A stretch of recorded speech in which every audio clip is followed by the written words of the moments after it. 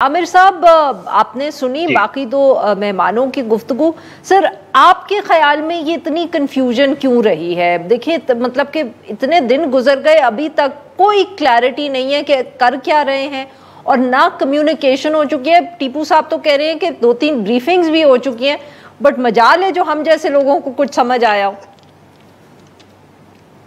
अच्छा, मेरा ख्याल है कि इसके अंदर तो बहुत सारी चीजें पहले से हो रही हैं, और अभी आपकी रिपोर्ट के अंदर एक रेफरेंस भी है कि इसको अनाउंस करने की जरूरत क्यों पेश आई, और जो ऑन गोइंग जो मिलिट्री कैंपेन है टीटीपी के खिलाफ और बाकी ग्रुप्स के खिलाफ, उसको नया नाम दिया जाए। तो वो उसका बज़ाहिर दबाव चाइना का दबाव था, और मेरा नहीं ख्याल कि इसके अलावा कोई और बड़ा फैक्टर है। तो उसके साथ ही कुछ ऑपरेशन जो देर में शुरू हो गए थे, आज जीबी में चलास के अंदर भी ऑपरेशन शुरू हुआ। तो अगर ये ना भी ऐलान करते कि जी इसका नाम अज़्म इस्तेहकाम कर रहे हैं, तो शायद उससे कोई ज्यादा फर्क ना पड़ता, और ना ही अभी कोई इससे कोई ज्यादा फर्क पड़ेगा। शायद मेरा ख्याल है कि हर इंस्टीट्यूशन की और जो नई लीडरशिप आती है पिछले मुशर्रफ साहब के दौर से, ये पूरी एक रवायत चली आ रही है कि उनको एक लेगेसी के तौर के ऊपर नया ऑपरेशन अनाउंस करते हैं। रद्दुल फसाद भी कोई नया ऑपरेशन नहीं था, उसे कहा कि जी अर्बन एरियाज को क्लियर करेंगे, वो भी ऑलरेडी जो अर्बन एरियाज के अंदर ऑपरेशन चल रहे हैं। बजाय इसके कि इस बहस में पड़ा जाए ऑपरेशन है, विजन है, क्या है, तो देखना तो ये है कि चैलेंज कितना बड़ा है दहशतगर्दी का, और उसको रियासत और हमारे सिक्योरिटी इदारे किस तरीके से डील करें।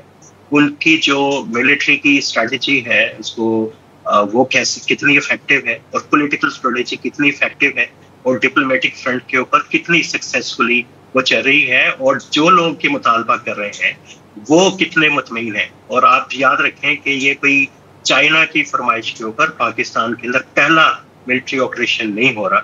इससे पहले लाल मस्जिद का ऑपरेशन हुआ था, फिर जब मेज़ान के बाद जो है दूसरा ऑपरेशन हुआ था वो अब्दुल्ला महसूद वाले वाक़े के बाद हुआ था, वो भी वहां से पूरा ये सिलसिला शुरू होता है।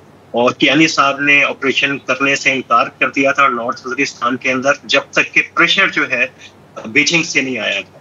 तो एक पूरी हिस्ट्री है, और जाहिर है उसकी वजूहात हैं, हमारे जो तज़वीराती ताल्लुकात हैं, सियासी हैं, फिर अभी इकोनॉमी का इशू है, तो उसका कॉन्टेक्स्ट है। इसमें इतनी ज्यादा उलझने की बात नहीं है। बाकी सियासी जमातों की बात है, ये वही जमातें हैं जो पहले मुखालफत करती हैं, और जब इन कैमरा ब्रीफिंग होती है तो सब थोड़े बहुत तहफ़्फ़ुज़ात के साथ सारे मिलिट्री ऑपरेशंस को एंडोर्स करती हैं। मेरा नहीं ख्याल कि अभी भी कोई अगर इस तरह का इजलास होता है तो फिर चेंज है।